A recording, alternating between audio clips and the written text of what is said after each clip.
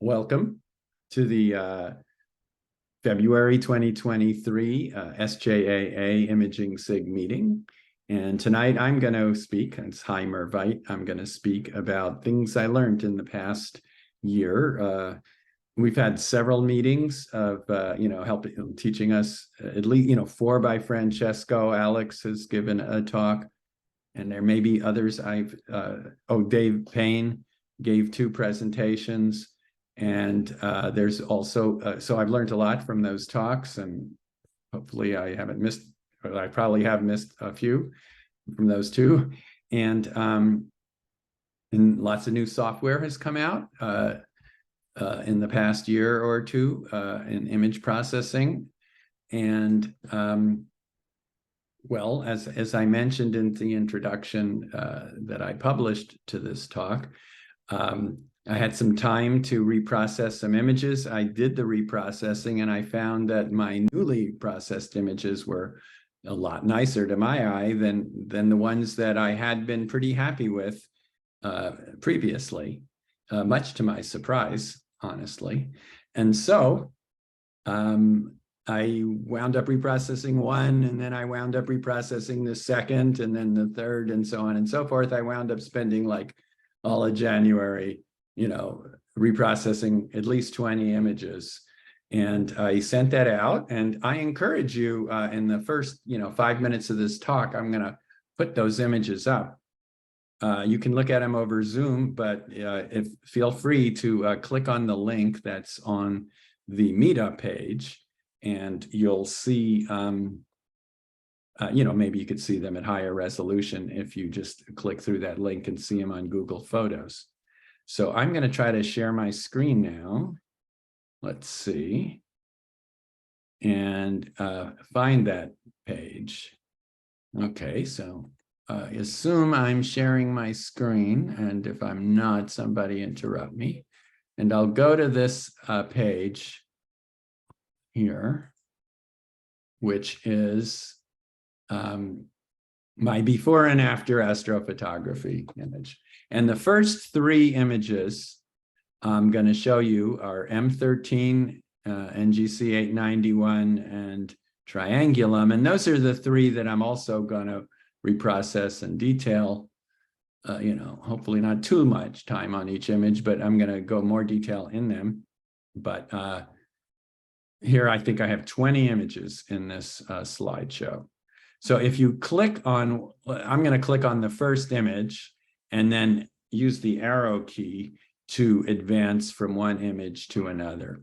And you'll, in all cases, the first image of a particular object you see is the old version, done without blurX, done without the general hyperbolic stretch, done without the, what is that called again? The new color processing scheme, and what other I forget what other, but anyway, done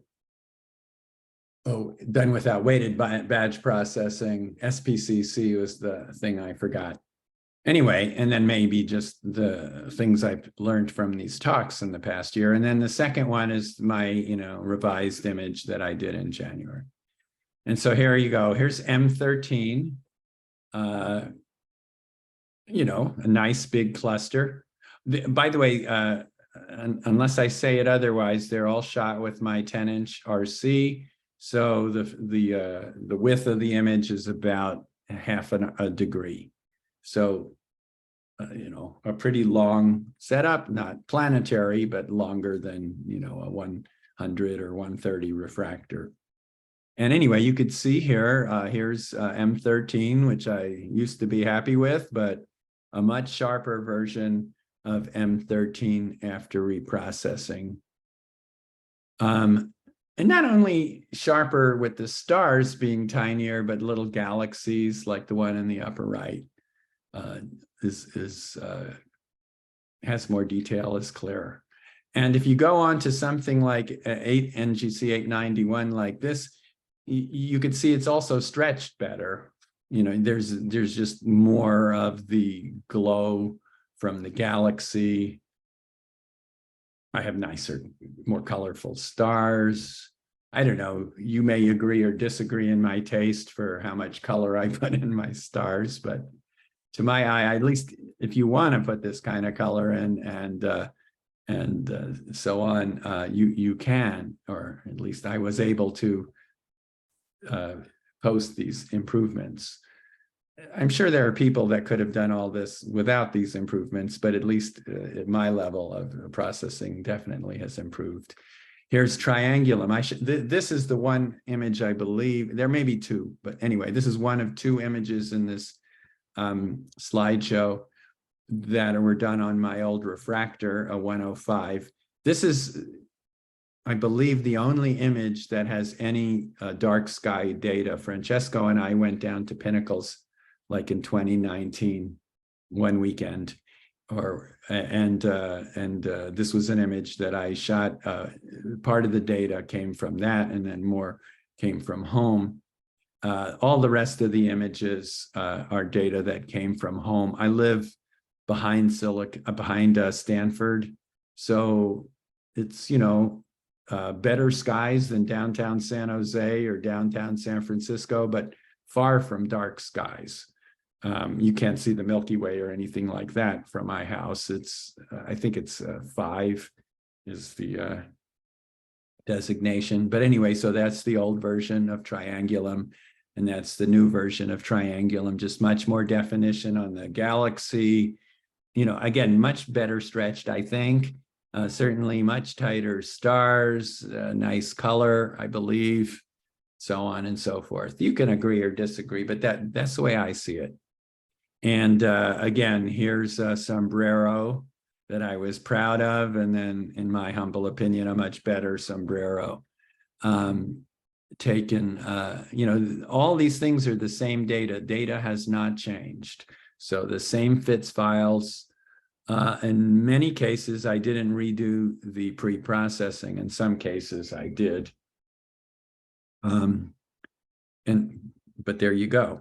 There's a few more. This is an image I actually shot pretty recently at the end of 2022 and processed it then, but now with these new techniques. And then I was able to get, you know, just, I don't know, I think a more interesting view of the Stephan's quintet galaxies in the center of this, and the stars and all the little objects in this image.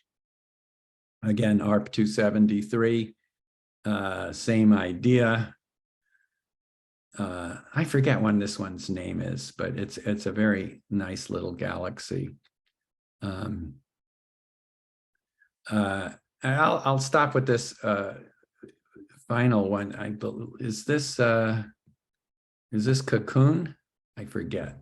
But anyway, you could see that the cloud here is, you know, there's more detail about it.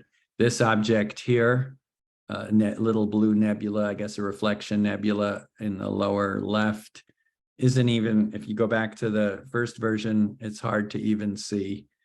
I guess it's this sort of area here. I didn't do a good job of finding it, and all of a sudden it popped out. I wasn't looking for it. I didn't process it in order to pop that out, but poof. I think the GHS scheme helps a lot with all that. So as the, you know, that's my introduction, my motivation for this. So what I'm going to do is go through, well, let me switch to my slides here. I'll start this slideshow. And I guess I didn't say it, but if you want to see, basically all these images are in my Astro bin as well. So you just user/HY, Hy, and you can find them there as well as in that slideshow. So as I said before, they're almost all except for triangulum, maybe only except for triangulum. It's noted in the Google Photos album where things are shot, but almost all are shot from home. Most of them, not all of them, are LRGB. There's a few RGBs, and then sometimes I added HA data. There's no narrowband, you know, O3 and S2 stuff. It's just, they're all either RGB plus L or plus L and plus HA, or just, anyway, you get the idea. More and more, I'm shooting long, lots of data, because I have a pretty stable setup at home. More or less, I know how to use my imaging software. I'm one of the developers of K-Stars. I use K-Stars. It's pretty stable for me. And so, if the night has any promise at all, I will just go outside, uncover my telescope. I leave it there covered typically. Just uncover it, go back inside, and either if I've already imaged an object, more or less it takes me a minute to bring things up and hit start again and it'll image. Or if I haven't, it may take, half hour to set up the image or whatever, but it's pretty easy to image. So I tend to image on, mediocre nights through great nights. I tend to image, maybe not on a totally full moon, but not far from a full moon. So I tend to gather a lot of data, and I hope that the weighted batch processing and my blinking of the data eliminates, the bad stuff. As I said, my setup right now is a 10-inch RC, so it has about a half arc minute is the width of the image. So the image in the background here, the M13, is like you said, like I say, about a half a degree. And then I'm not one to optimize on exposure time. Somehow I've settled on 4-minute exposures for my RGB and narrowband, and half that for luminosity channel. And about half my data when I'm shooting LRGB or LRGB-HA is about half the data, half the acquisition time is shooting the Ls.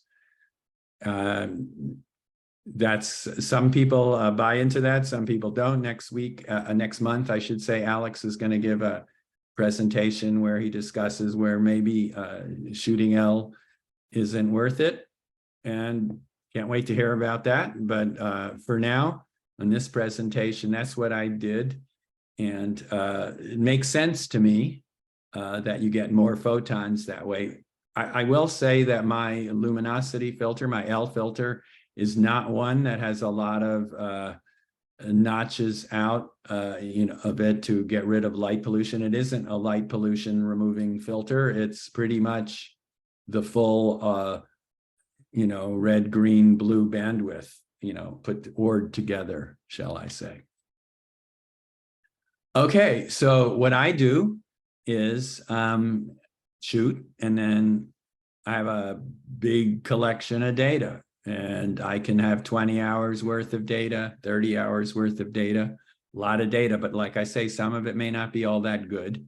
And my first step is to go through the data and just throw out the obvious junk.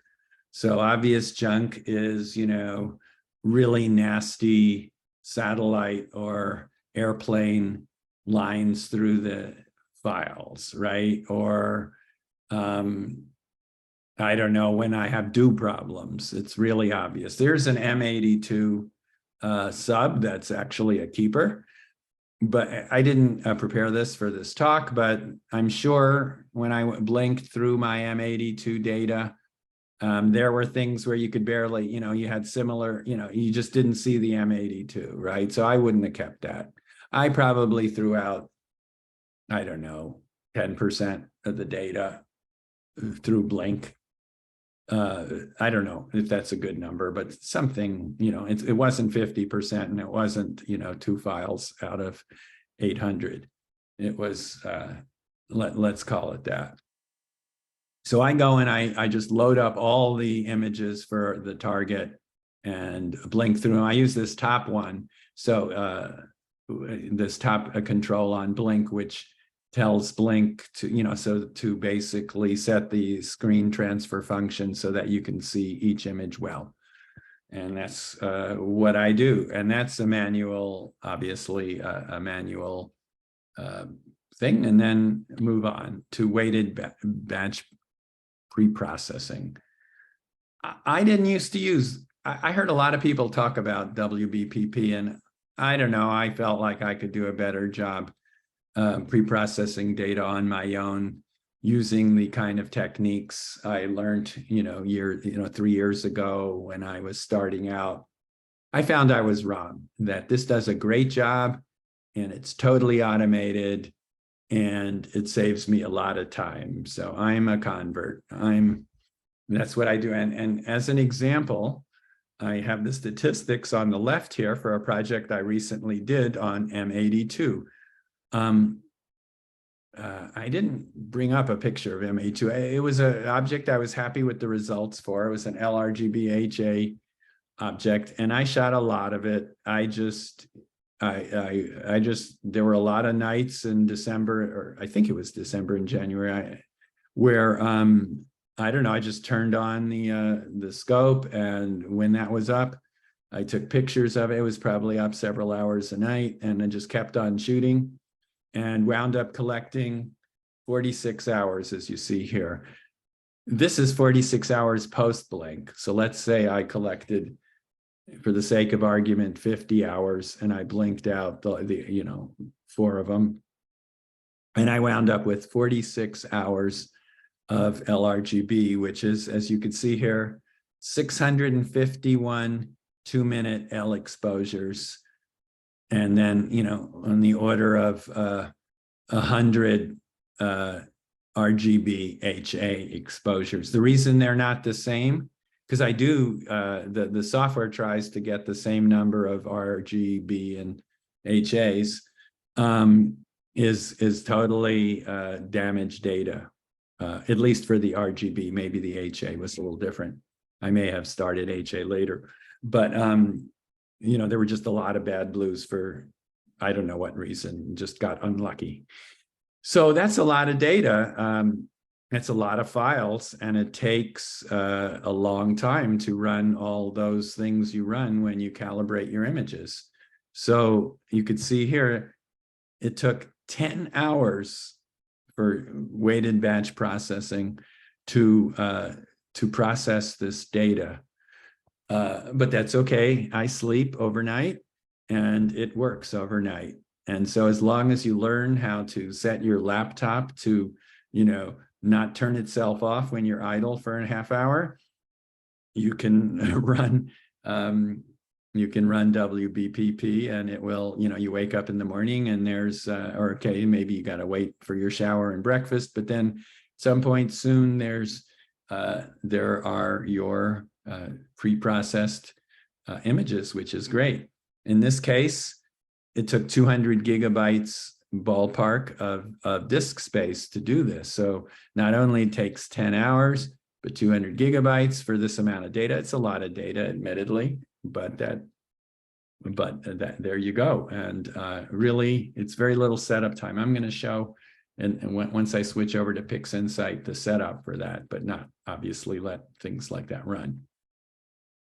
So anyway, after WPP, I have,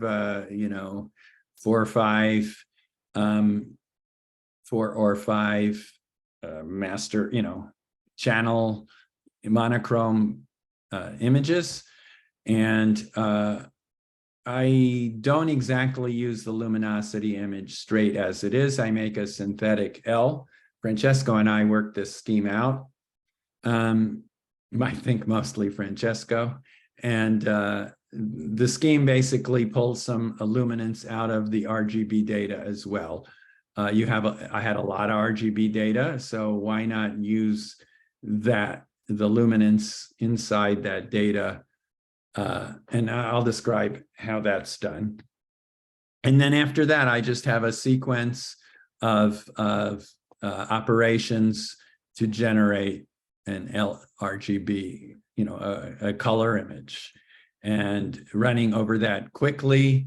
There's, you put the R and G and B together. I'm going to do this in detail, but just to say it in 30 seconds, put that stuff together, the usual DBE technique for getting rid of gradients and finding the color, setting the color right, the exterminator plugins combining the luminance with the RGB, and then operating, if the image, most of my images do, if the image calls for it, separating out the main target from the stars and stretching those separately, and then combining them back together, and then often dealing with a color cast in the background. Most of my images don't have a lot of, clouds, shall we call them, in the background. And so I'm really looking, or if they do, I don't pull them out as well as I might. This isn't the typical narrowband, image of those kinds of things. So they're more or less images like this. Let's see here. As part of this is stretching the stars separately, as I pointed out. And there you go. I'm not going to say that again, but this slide is just what I said. Often I touch things up in Lightroom at the end. So I do my best job in PixInsight, but then, I don't know, to make the image a little more contrasty, adjustments like that, I'll have Lightroom touch-ups, Photoshop touch-ups. So there you go. So let's talk about weighted batch processing. But before I do, since I've, whoops, 1 second. I want to get back to the Zoom screen. So where is that? Oh, I know.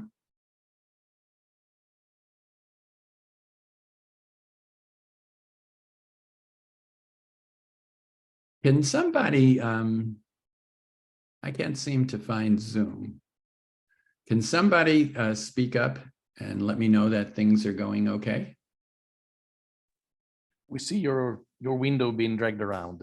Okay, so things are okay. I'm sorry. I somehow lost the screen where, I guess it's because I'm sharing. So things are good. Good. I'll go back to where my presentation. Thank you. Yeah, okay. One of the deficits of Zoom is that when you're sharing, you don't see what the other people are seeing. Yeah. Okay. So that's probably the confusion I had. So this is, again, weighted batch pre-processing. I'm just mentioning it because it was a technique that was valuable to me. I don't think it improved in a big way these images, but as long as I was giving this presentation, I know I was a laggard in switching over to it. So I'll mention this. So this is what I do. This is a more complicated version, kind of image for WBPP. So that's why I picked it as an example. And what you see here is just a directory structure, a bunch of how I organize files. And you can see I have a directory or a folder, whatever word you like to use, called P for pre-processing, I guess, M82. And I made 4 folders inside of it, all starting with uppercase session and then a number. And I broke up the data that I shot, after I cleared it through Blink, into 4 parts. And I'll explain why 4 parts. So these 2 sessions, 1 and 2, were the two sets of subs, basically related to 2 sets of flats that I took. So there were basically, I don't know, 3 weeks or 4 weeks that I shot this object, and I only take a set of flats every week or so. I don't know, lazy. So there you go. And here you go. December 13th, I took flats. And these images starting on December 14th of M82 are in this folder. So the red, green, blue, and luminance of M82 shot, in the ballpark of December 14th are here. Here are the flats shot on December 13th. And these are a set of older darks that I took at the same gain, which was 75 for my ASI 1600, that, you know, these flats and these subs were taken. And similarly, in session 2, I must have stopped imaging. I think I stopped imaging, you know, a week before New Year's, and then I picked it up again on January 19th. And again, here's my January 19th flats and my image data for, you know, probably a week later for that week and another week or two, and the same darks as before. And what WBPP does is that, you know, it will process these flats with these darks and these, you know, subs with these flats and darks and so on. And I didn't know previous, but now I do, how to deal with multiple sets of flats and so on. And then the reason I have a session 3 and 4 is just because the HA data is taken at a different gain. So since I used gain 139 for the narrowband, I didn't, you know, that's incompatible with the 75 dark. So I just separate out the HA data from the LRGB data. And it's, again, this is December, this is January. So all you got to do is set up your directory like that. And then there's only 1 or 2 other things, and you can run weighted batch processing. And I'm going to show you that in a second. And then after I show you that, I'm going to process, I think, just the first 3 of these, M13, 891, and M33, and hopefully I can get through them quickly.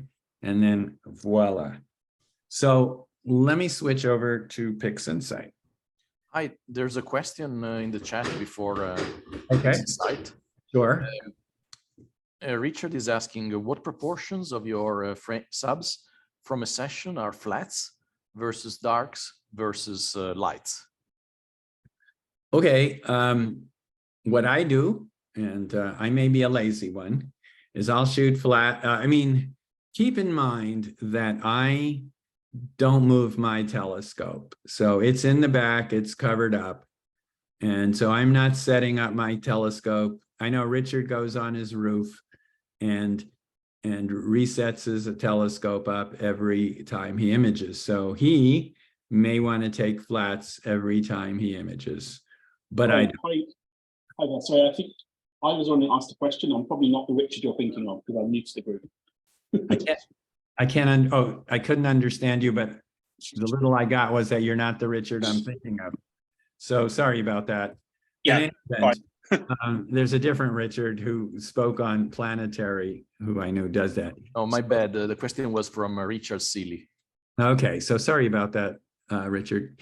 In any event, since my scope is, you know, not moving around a lot, I'm covering it and uncovering it up, I don't feel the need to take new flats every image session. So I will take flats and then image with them for a week, unless something changed, you know, like the camera rotated relative to something, you know, so something changed. But if my optics are staying the same, I'm not retaking my flats for a week or so, and then maybe next week I'll take them again. And I typically take 25 flats for each filter that I'm going to shoot with. So 25 green, red, blue, luminance, HA in this case. Darks I shoot like once a year. You know, I get the telescope in a dark place, and I know, you know, I have to, I mean, it'll probably be a night when there's a full moon out, and I'll just shoot, you know, at all gains that I typically use and all exposures I typically use. And I just, you know, and then I run through the processing of those darks and I save the masters, and there you go. And then I reuse that for the next year or so. Anyway, that's what I've been doing. I'm not saying I'm the final authority on that, but, and then, you know, the image, I don't know, depends on the object, how many subs take, you know, something like a cluster where you're basically imaging stars, you probably don't need as much as some kind of dim nebula, you know, but it shows you on my slideshow what I did. But again, my situation is I'm shooting in suburban skies, so I need more light than, let's say, if you were shooting at pinnacles, you know, probably an order of magnitude more, if not more than that. And anyway, if that answers the question, that's my point of view. Anybody else want to pipe up on that? Feel free. That's okay with me. All right, well, if somebody pipes up later, that's great, but I'll go on since I haven't heard anything. So I was going to show a little bit about weighted batch processing and then move on to this image here. So weighted batch preprocessing is here under scripts, batch processing, weighted batch preprocessing. If you pull it up, like I just did, and wait, here it goes. I'm going to reset it because I guess I left it working. And you could see here, well, first thing I would do is I click on directory down here. No, let me tell you what. First thing I do is I make sure that I have this keyword here, session. You saw how I organized my data by these directories that had the word session in it. So you want to make sure that if you use that convention, you know, of course, the word itself doesn't matter. You just have to be consistent. But anyway, so you could see here, I have grouping by keyword selected with session. And I showed you how my data was. And then all I'm going to do is find that directory, which is conveniently already here.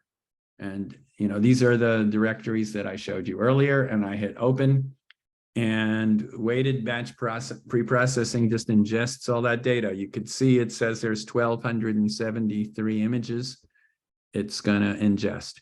That's more than the number of subs that I just showed you because of all the flats. So it's ingesting the subs and the flats and the master darks. The darks it isn't going to build because they've already been built. But there you go. It read them all. If I hit run, it will take 10 hours. I mean, I could abort it, but it would take 10 hours to run. If you hit diagnostics, you could see that this is the amount of data it expects. It expects to use 141 gigabytes or 140 gigabytes of scratch space plus the existing data over there. But anyway, if I did run that, it would come in the morning or whenever with, you know, the images I could need to start doing the techniques I'm about to show you.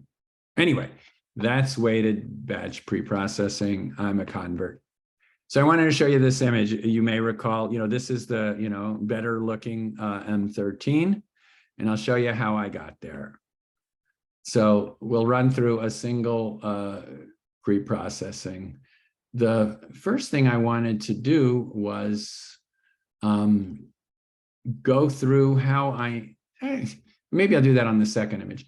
We'll just do a straight process of this.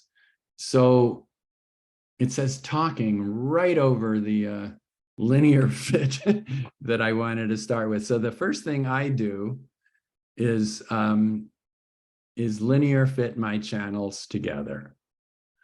So we're going to find linear fit. It's funny how that's Murphy's Law. So I know that my green channel is typically the strongest channel. So I'm going to linear fit the other channels to green. So here's my blue, here's my red, not my luminance, but the green, red, and blue. And I just say linear fit these guys. And it makes the three channels the same, rough strength, or whatever the right word for that is. And then I'm going to combine the red, green, and blue channels together. And let's see. Let's see. And there you go. And so there's a rough combination. Doesn't look very colorful, but there you go. We're going to improve the color. I then use Francesco's scheme, often use it anyway, of just getting rid of the edges because of dithering and whatnot. And usually I haven't shot where it's that important to me to get all the way up to the edge, and wind up with this crop of M13. The next step would be to get rid of gradients. And what you could see here is DBE, but this one is set up for this image to save time. And, you know, I don't want DBE to be fooled and think there's, you know, that this is a gradient in the center when it's really, of course, the star cluster. So I've set things up this way. You know, you can add points, you can remove points by selecting them and hitting delete like that, and so on. But anyway, and then I'm just going to run the dynamic background extraction on the color and the synthetic luminance that I'll talk about on the next one. And there you go. This is done for the color, and it's hopefully has fewer gradients than we had before. And I can't find, well, I can do it this way. Where's my, where is my L? I guess I'm going to use this guy if I'm not going to demonstrate how to build it. So let me move him to the start. 1 second, sorry. So here is this luminance image, and I am going to crop him. And then I'm going to run the same dynamic background extract off of him. And there you go. And we have that. So at this point, I run the two, oh no, at this point, I want to color correct the RGB image. And once you've cropped and stuff like that, you've lost your, what's the word, you know, the RA deck position, rotation. And so you have to solve the image again. And under scripts, image analysis, you'll find image solver, and you can run that and solve your image. Whoops. Well, hold on. Maybe I'm running it. No, you have to click the OK button because it's a script, not an object. Oh, I'm sorry. Thank you, Francesco. You know, normally I just drag this icon over. This icon is the script saved, and so I almost never run it. Yeah, it's very from the inconsistent. menu. So that's why I got fooled. Thank you very much. All right, and the script solved. And once the script is solved, now you can get better colors by running your SPCC, your spectrophotometric color calibration, using all the defaults. Here you go. Hi, can I ask you why the default? You have a specific filters, right? Not the generic Sony color sensor. This is a mono. Well, I thought I had a Sony color, maybe, you know, so this is something you can teach me, but I assume that the 1600 was a Sony color sensor. Which one would you recommend? Well, you have astronomics, right? The astronomics are there in the database. Oh, I see. So I assume that this was talking about the sensor. Does the Yeah, 1600 have an MM or an MC after it? MM, Then it's mono. right. So you're saying you figure out which astronomic filter. Okay, well, Right. I will look at that. Okay, but anyway, for now we're doing this one. Thank you. And but I will say that The one thing that can sometimes hit me here is if my image, for whatever reason, is lower quality than some, you won't see this nice line. You know, you'll see much more of a scatter, or you'll see very few points. And if that's the case, I often push this later on in the processing to, you know, after the noise removal or such, or, you know, anyway. But in this case, it looked fine. And now we'll go, so that's just done on the RGB image, which I'm gonna now rename as RGB.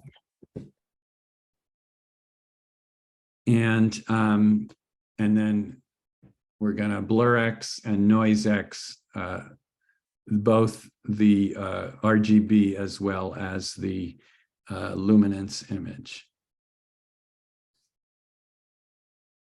And so, and you could see how, you know, the stars got a lot tighter and all that. That's the magic of blurX.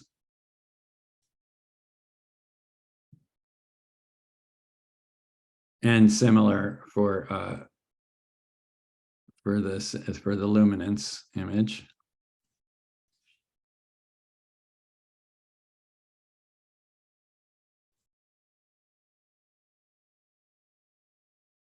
Now, the next step in this, that's done. The next step in this is to combine the luminance and RGB data, and using this LRGB combination process in PixInsight. Now, that's supposedly, you're supposed to do that on nonlinear images, but I want to wind up with a linear image, because I'm going to do my stretching after I do that. So you're still unmuted, Francesco. So what I do is an invertible stretch. So if you look at this histogram stretch, the shadows and the highlights are, you know, 0 and 1, but the midtones is a 0.02, which you can invert. It's just a curve, and you can run the inverse curve on it. So that's what I do. I stretch both these guys so that they become nonlinear. And then I run LRGB combination with the synthetic, I'm just going to add this synthetic image back into the, you know, to make it the luminance for the RGB image. And I'm using Francesco's suggestions for the saturation value and the chrominance noise reduction that he gave a few months back. So I'm just going to do that. And then invert that stretch that I talked about earlier.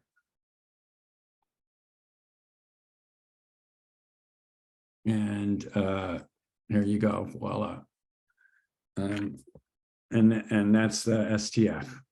And that's what a typical, you know, image will look like. All of a sudden, with all the stretching and noise reduction and whatnot, you wind up seeing, I mean, the STF is really bringing out the noise in the background, but fortunately that stuff tends to go away. But anyway, so this is a pre-stretched image just using the STF on it. I recently found out that a good idea would have been to make sure that the L and the RGB is roughly the same level as the synthetic L that we're using when doing this, and that's something I've started doing, but it's not going to be part of this presentation.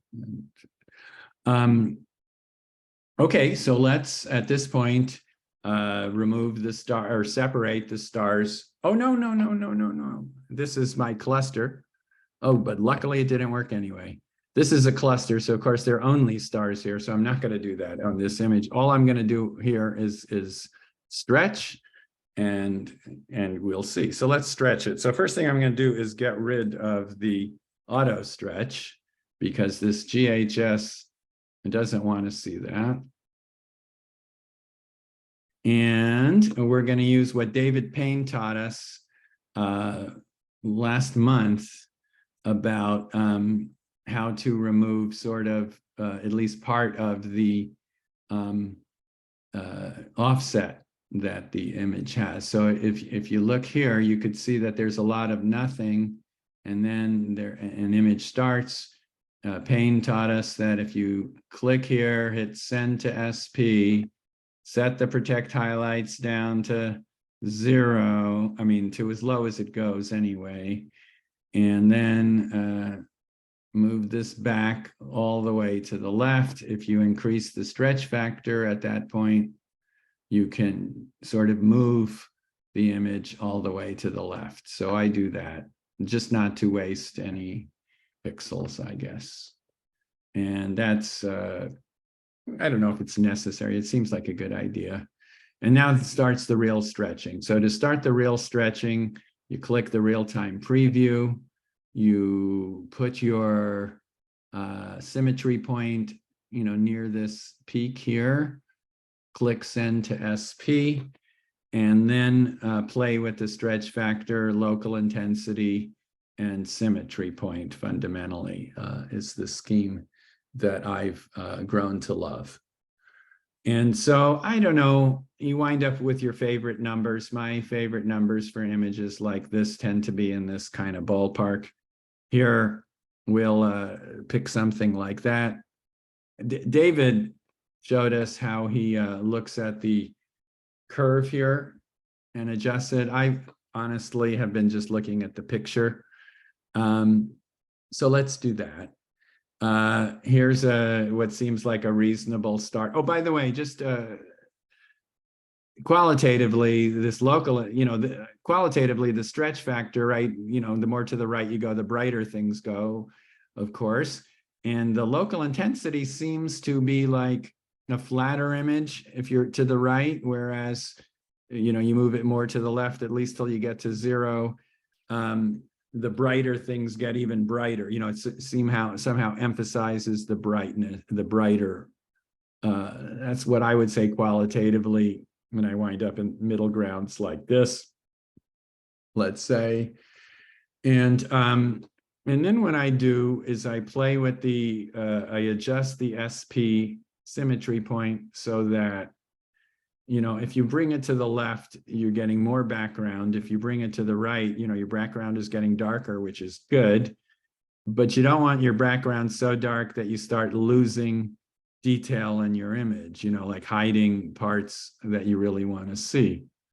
So that's sort of an eye thing. And I'm just going to go around here. And this image is close to done just by doing that. So the only, there you go. I'm just going to, that's all the stretching I'm going to do in that. I'm going to get rid of the real-time preview.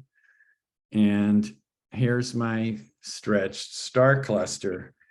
Honestly, it's close to a final image for me. Maybe I would do some Lightroom adjustments or something like that. The only other thing that I tend to do, and I'm going to demonstrate it right here, is desaturate the background. So I don't know if it is a byproduct of, a poor imaging or what, but I tend to get, like this image has red, in the background. The background is red. A little bit, but noticeable to me, and noticeable enough that I want to do something about it. So what I do is honestly just use the process, which is desaturate, along with a mask that masks out all the bright things in the image. So I'm going to do that just to demonstrate how I do that. So to do that, I take here's my image. I'm going to extract the luminance from it. And so here it is. I want to turn this into a mask. So I want to exaggerate it a little bit. So I find the histogram transform here on this image. And I see I have to reset it. And I pull up, well, where? Oh, I haven't found it yet. There it is. So I'll pull the black point up to the distribution here. I'll pull the white point down, and there's my ugly looking mask, but that's just what I'm looking for. That's close enough to be a saturation mask for my, for the way I process. And so there you go. So this is my mask. There is my RGB data. I'm just going to take my RGB image under mask, select mask, and select that and invert that mask. And there it is. And then one sec, I have the saturation tool here. I raise the range to 10, believe it or not. And I'm gonna do this to about -8, if I find it, and apply it. There you go, done. And that's it for this image. I'll get rid of the mask. And there you go. So now my background is black.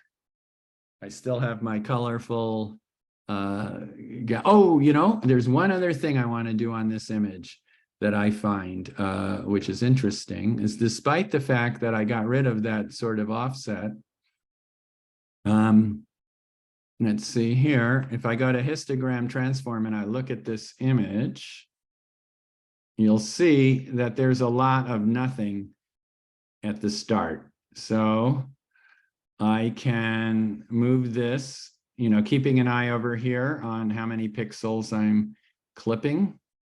And I can move the, you know, there's, you know, 20 million pixels or whatever in this image. So if I clip 1,000 of them, that's really nothing. You could see in the preview here. Okay, to be conservative, I'll just clip half that. And there you go. And so now I would say I'm done with this image. So that's more or less my scheme for images where I don't separate stars from background, you know, from the target, like from a galaxy or a nebula or something like that. But it has the blurX and GHS and synthetic luminance components to it. Okay, so before I switch to the next image, which will be a galaxy where I do separate out the stars, are there any questions or comments or any other things someone wants to say? May I ask a couple of general questions that Sure. I hope that not only you, but others can answer as well. By the way, is it okay if while you're asking them, I'm going to switch to the other PixInsight project, unless you wanted to ask about this? Okay, so go ahead, fire. Go ahead. So I know that in general, people that I've spoken to have said that for generating a flat, they typically use an ordinary, inexpensive Chinese, let's say, slight illumination panel.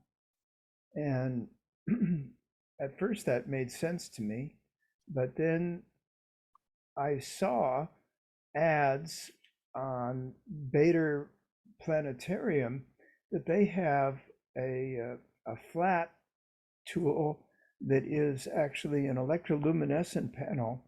And the difference is that a regular ordinary panel, an inexpensive panel, even though it appears more or less white to the eye, it's really very few spectral lines. It's not a flat generation of light over many colors. It's just a combination of a couple of spectral lines. And that, in fact, is also what's going on in fluorescent light bulbs, is that they only generate a few lines, and then your eye thinks that it's white. Well, the Bader is claiming that they could do a better job by using this electroluminescent panel that's generating true wide spectrum flat white light. I want to know your and Francesco and other people's opinion of that. Is that just marketing, or can that actually help? Well, I mean, I don't have an opinion on that. I guess I'm using one of the cheap panels that you talk about, that you mentioned, and it does seem to work. It's possible, of course, there's a better approach. So if anybody else wants to comment.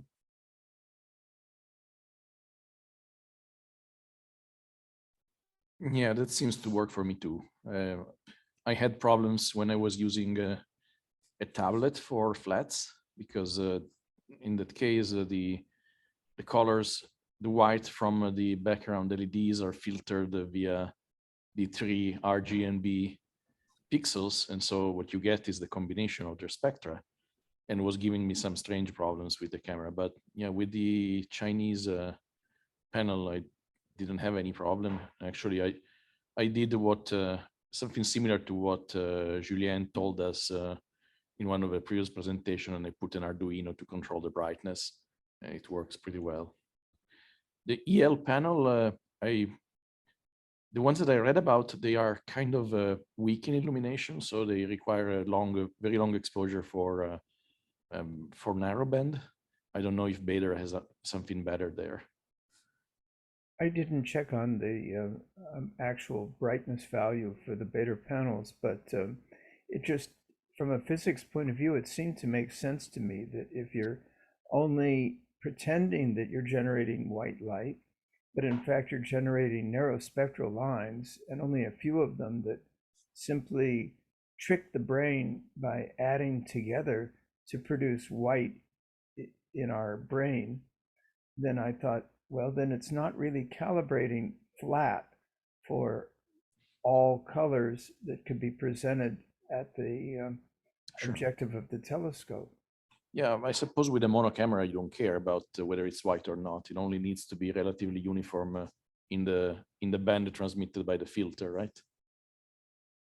Yeah, I think that my point of view, my 2 cents, is also that in the flat, taking is not very important to have a white light. The important thing is to have a uniform light. And that's the more important things. Yeah, so you're saying spatially uniform rather than spectrally uniform. Yeah. Correct. I thank Yeah. you for that. I do. I thank you for that, because I was concerned that maybe I would be missing something. The other question I had was specifically for Hy. I'm wondering, I noticed that the images varied from one to another, and particularly I noticed the refractor image that you presented had extremely tight, sharp, round stars all over the field, and the reflector would vary from one image to another, and also from one side of the image to the other. And I'm wondering if that could be a collimation issue, or whether it could be a back focus issue, or it could be a field flattener issue. Yeah, I mean, I don't have a field flattener on it, so, and I did have a field flattener on the refractor, and the refractor, I'm sure, is collimated better than the RC. I mean, RC is a tricky thing to collimate. Yeah. So I don't tend to be a pixel people. I mean, I'm not, this is not a knock on looking at the tight corners and all that.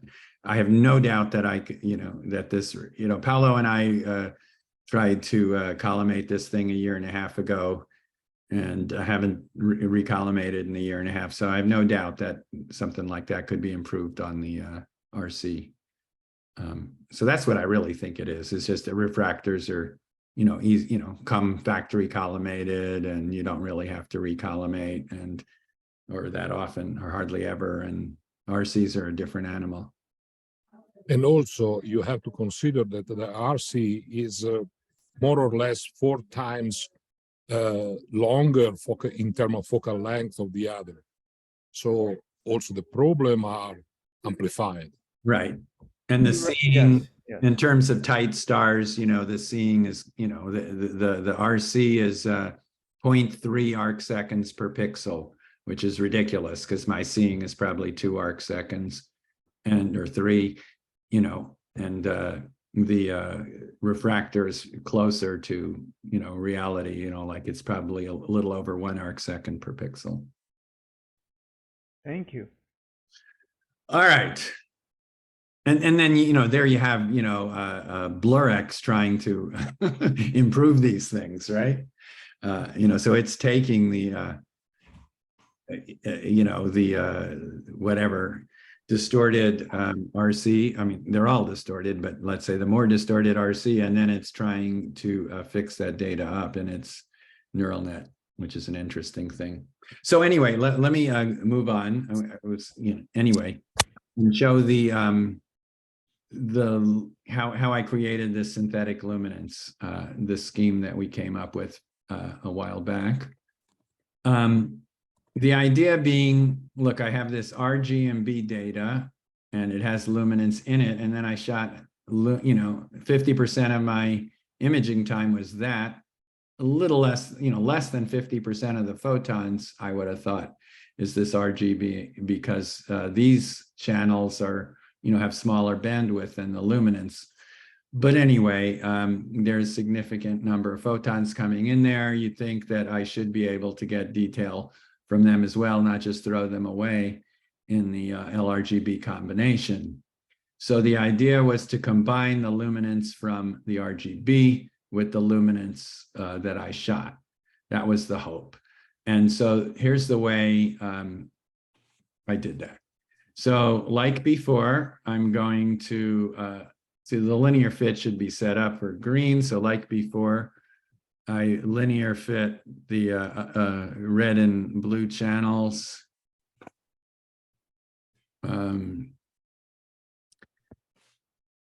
to the green so that they're at the same level. And like before, I'm going to combine the channels together, and I have this RGB image over here. I'm having trouble only because Zoom is interfering with me, but okay, did it. And then there's this, you can see it's anyway, there it is what it is. There's this recommendation, I forget, I read where if you're going to do something like I'm about to do, you make sure each channel contributes equally. So I do that with this RGB working space process. I think I'm also supposed to set the gamma to 1.0. For now, let's move on. And now I have this RGB image, and I'm going to extract the L from it. And so now I have two L channels. I have this L, which is from the RGB data, and I have my friend the L that we pre-processed and shot, the original L channel. And so more or less what I want to do is average these two channels, or at least this is what I've been doing. And so how do you average channels? Well, image integration effectively averages channels. The only problem with this is there's no add view button. There's just add files button. And it requires a minimum of 4 things, not 2. So here's what we do. We take this guy here and we save it as an XISF. And my convention is to save it in something called LRGB. And I'm going to save that in this directory, processing 23, overwriting the last time I did this.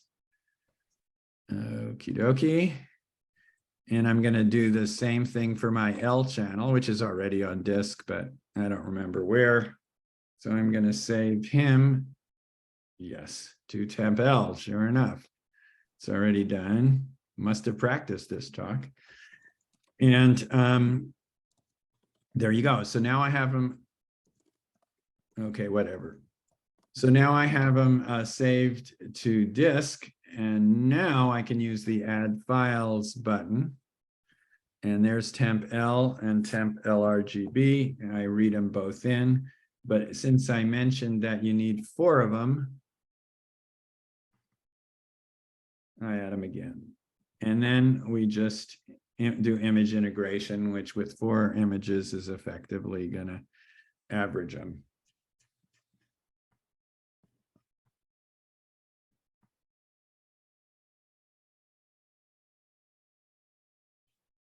And I shouldn't get much in the way of rejection. I don't. And so then I look at this guy, and there it is.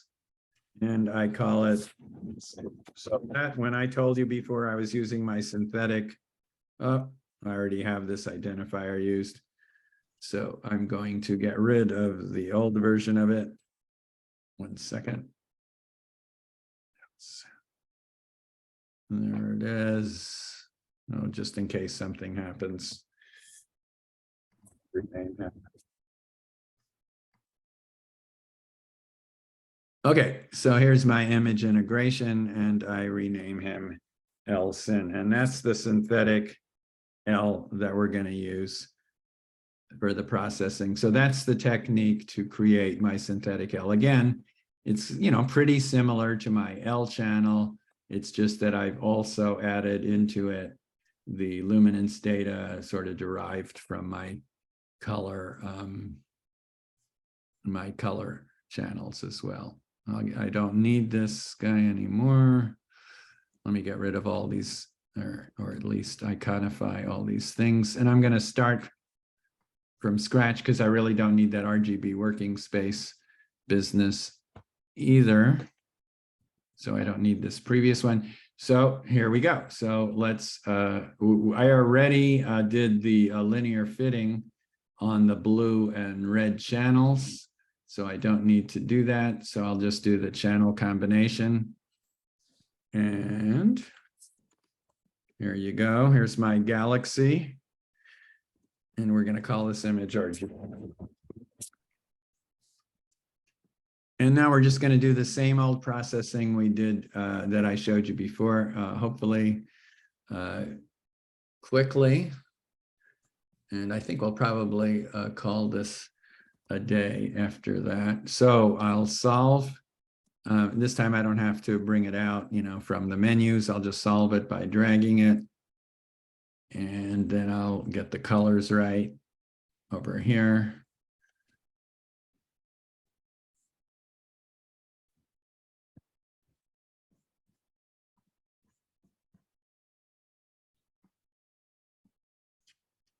Get nice lines, so I don't have to worry about that.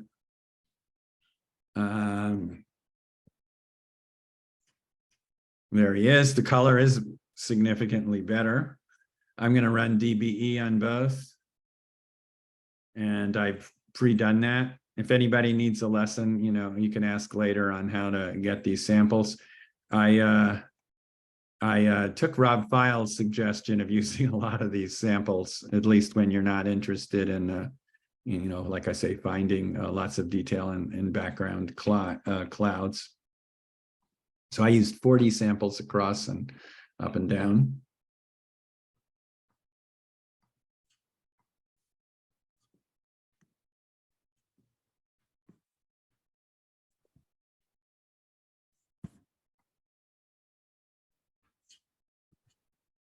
Okie dokie. Let's see how this guy looks. I mean, there's some cropping I could have done, but we'll call it good.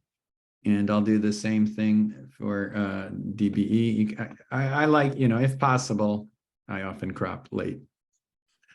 So this was the synthetic L, same story.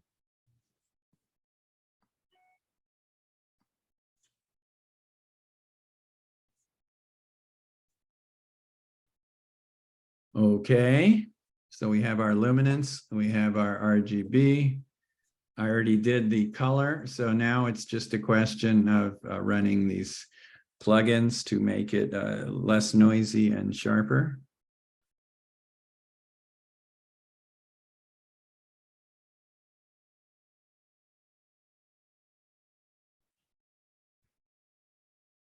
When when it's not a practiced process like this one is tonight, I would say running through all these steps will take me a couple hours. You'd think it would take half hour, but there's always some complication, you know, that gets you to think a little bit. But it's not too bad. Okay, so as I said, now I'm going to make the images nonlinear. I'm going to combine the LRGB just the same way as I did before, the LSIN into the LRGB, sort of putting back the RGB, or, you know, using some of the RGB's data and the original L, and then move it back to linear, discard the synthetic L, restretch it again, or not. Yeah, well, I probably should have cropped the guy. Let me crop him a little bit. Now it has all this funniness. I'm not sure what that is, but it's not that important. All right.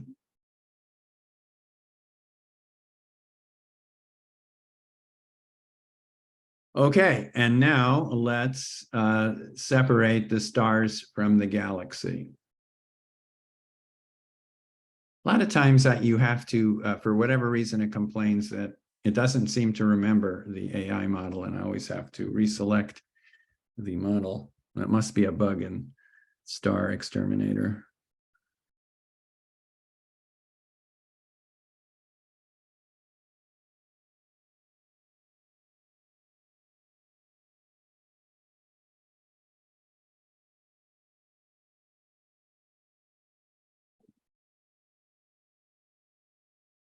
It seems of all the exterminators, Star Exterminator is the slowest of the processes, but it's not too bad. But, you know, by the way, I'm running on a Mac laptop, a MacBook Pro, so a pretty fast laptop, but a laptop. And so you're seeing how much time these things take. Okay, so here you go. This is the RGB stars image. What I call RGB stars, which is, you know, obviously just the stars extracted. And this is the galaxy. I'm going to make it a little bigger and just point out it did a good job. It typically does a good job. In my experience, slightly better than StarNet++, but you could use that too. You can see over here remnants of a star, you know, sort of the brightness parts. I used to pull it out of Photoshop, pull this image out and, you know, correct this part of the background, remove, you know, heal, if you will, this star remnant out. I found that it doesn't make that much of a difference. You can probably see it, but that anyway, it sort of worked out of my workflow. I could show you the difference if you do that or don't. But anyway, there you go. So here is the galaxy, and there are the stars auto stretched, but we're going to do a better job stretching them. And then the next step is to stretch. So I'm going to remove the screen transfer function and then get to the stretching. And so here again, we're going to do that same trick that Dave Payne taught us about removing the, oh, there it is. Got to find it. Removing all that blank space on the left by clicking there, send to SP, pulling down on protect highlights, shifting this left, and then increasing the stretch factor until it comes down. And Hi. yeah. Do you know if the, sorry to interrupt, do you know if the space to the left, is that sensor pedestal, or is that essentially light pollution? I'm going to guess it's sensor pedestal. Okay. I mean, I haven't done anything. No, it's sensor pedestal would be removed by darks. Oh, okay. So it's probably light pollution. Okay. Okay. But there are no pixels there. I mean, there's, you know, like no. Correct. You don't have any pixel with the 0 value because there's a, you don't have darkness. Yeah. Okay. Well, okay. There you go. No darkness, noise. Okay. Anyway, I've done that, and it's religion for me. So here you go. I think I hit, I hopefully, I believe I did, right? I hit, well, let me check. I'll check the history explorer. I sort of lost my context. RGB, yes. So I've already done one stretch, and that stretch was just this silly little a thing that we just were talking about. So now we move to the real stretching. So I remember to hit reset. I zoom in a little bit. I set the stretch point, SP here. Click send SP, something I forget half the time. And then now we can start stretching it. Okay, so same story. What Payne said was he always sets this to 15 and moves that up. I don't know, I'm a little different. I mean, I know I'm never going to use a 15. So I always put it in the range, 3, 4, whatever that I tend to, use. Let's try it around here. I'll stretch this a little bit. And then I guess for a galaxy like this, I'm, looking at the, like when I set, like here, you could see I'm setting the S point a little too high here, right? And we're losing some of the glow around the galaxy. And if I move it to the left, the background is lighter than I would like. So that's sort of the thing I'm looking at. Something like this looks okay, honestly. That's the sort of fudge factor there. And then these numbers, I don't know. That looks a little better to me. Anyway, it's playing around. It's probably not mattering that much. You could probably see that thing that I was talking about did come out a little bit. That little galaxy came out nicely. Anyway, that's that for that. Now, once I do that, once I have an okay first stretch, what I tend to do is use the two sort of, artificial contrast things, HDR, MT, and local histogram.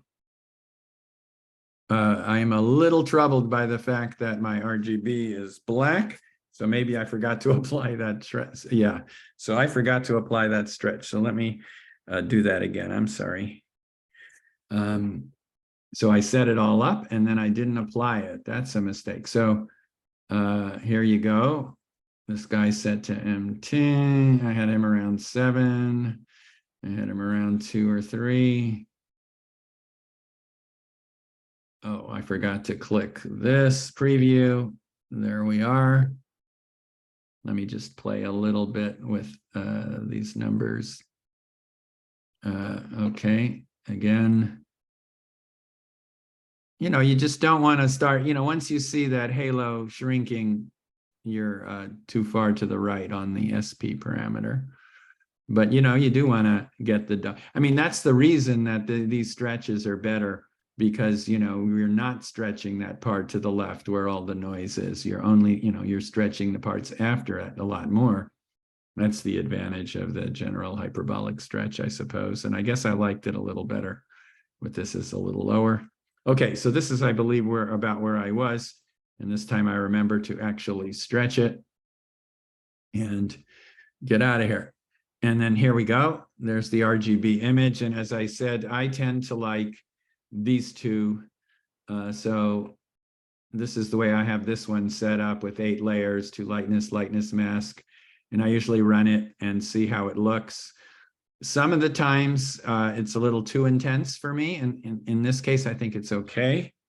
But sometimes it's too intense. And what I'll wind up doing is, making a duplicate of, it doesn't allow you to do it 50% or something like that, at least as far as I can tell. So what I wind up is pixel math, having half without and half with or something like that. But anyway, so there you go. So I've increased the contrast a little bit, or whatever you want to call that, local contrast with this. And I'm going to do a similar thing with the local contrast control.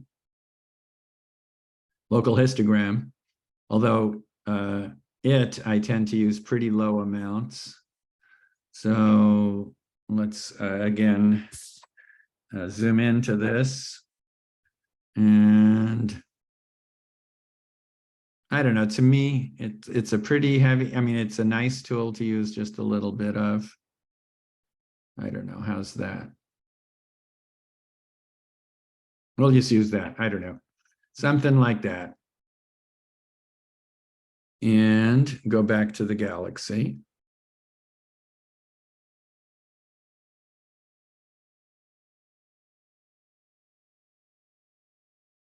Okay, so there's our galaxy.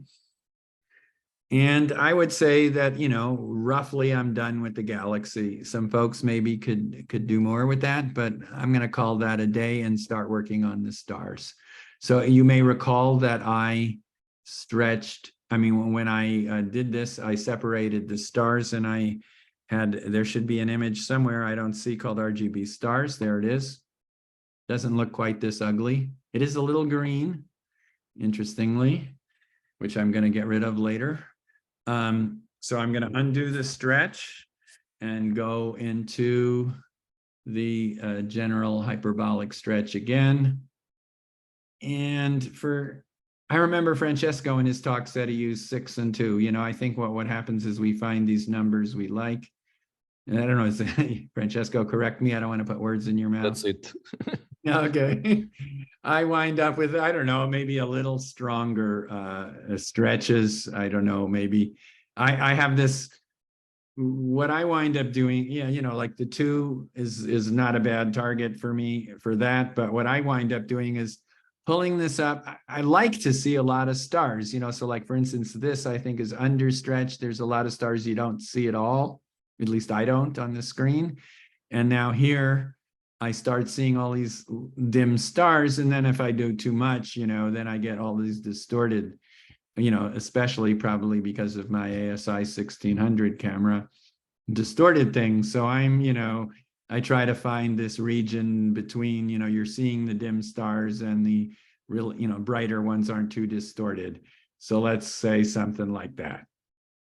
So we'll just call that a day. There is none of this, you know, getting rid of the part on the left for the stars, because I think the star extraction has taken care of that for us. Hi, for the stars, have you tried selecting mode color?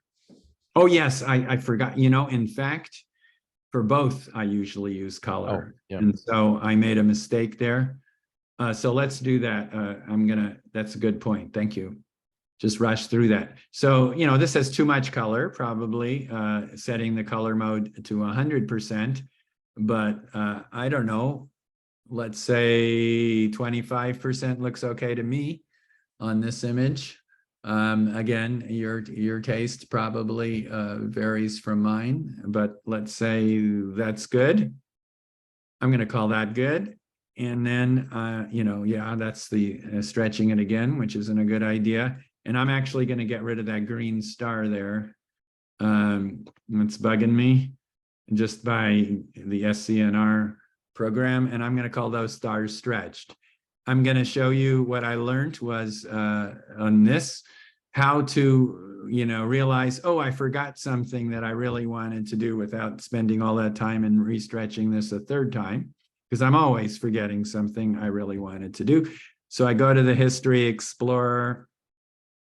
And first of all, you can pull out from the History Explorer this and keep alive and find all the you know, find what you've done. And I'm just going to set him aside.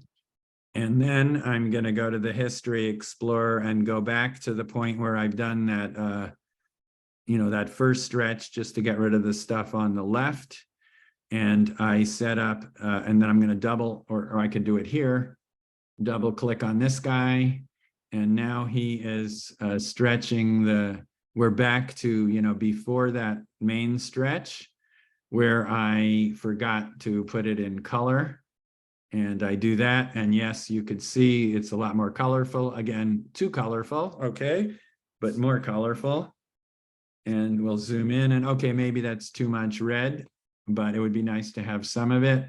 And so, you know, something like that, maybe in this case, half, I'm okay with. So thank you, Francesco, for that. And that's how I go back. And now, of course, I'm just going to drag in the same HDRMT and the same local histogram that I did before.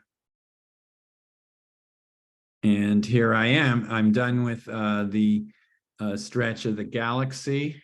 I'm done with stretching of the stars, and I use the pixel math equation I learned from Francesco to combine them, which is this one here.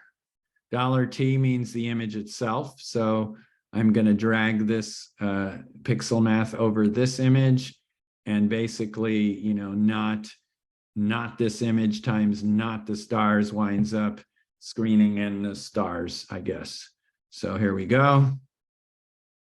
And that's pretty close to my final image. I think I still have, you know, I still have empty space on the left. And I bet we'll take a look. And sure enough, you know, you don't need this. This is the kind of thing I could also get rid of in Lightroom, but why not get rid of it here? You can actually see here how many pixels you're clipping. So, you know, some number like that is, I believe, not too harmful to the image. And there you go. And there's my, you know, much better than last year's version of NGC 891. So I've been going on for 90 minutes, so I could do another M33, but it's a very similar technique. The only thing I was going to add with M33 is that it was an HA image, and what I did was I guess I could skip ahead if people wanted, but I'm happy to end here. All I did was stretch the HA and then mix the stretched HA into the R channel of the stretched image with the pixel math equation, but fundamentally the same kind of processing. So why don't I stop sharing here and, you know, see if there are questions or comments and stuff like that. I'm back. What do you think? Are there, oh, I see there's some chat. Has that all been covered? Yeah, I think so. Okay, except that Francesco went offline or something, or might have. Oh, that's a minute ago, so maybe not yet. All right. Okay. Thank you, Hy, because I think that is a nice summing up of all the previous talking, putting in a, let's say, real world cases of all the separate talk about the various technique in more detail. Thank you again. Thank you, Paolo.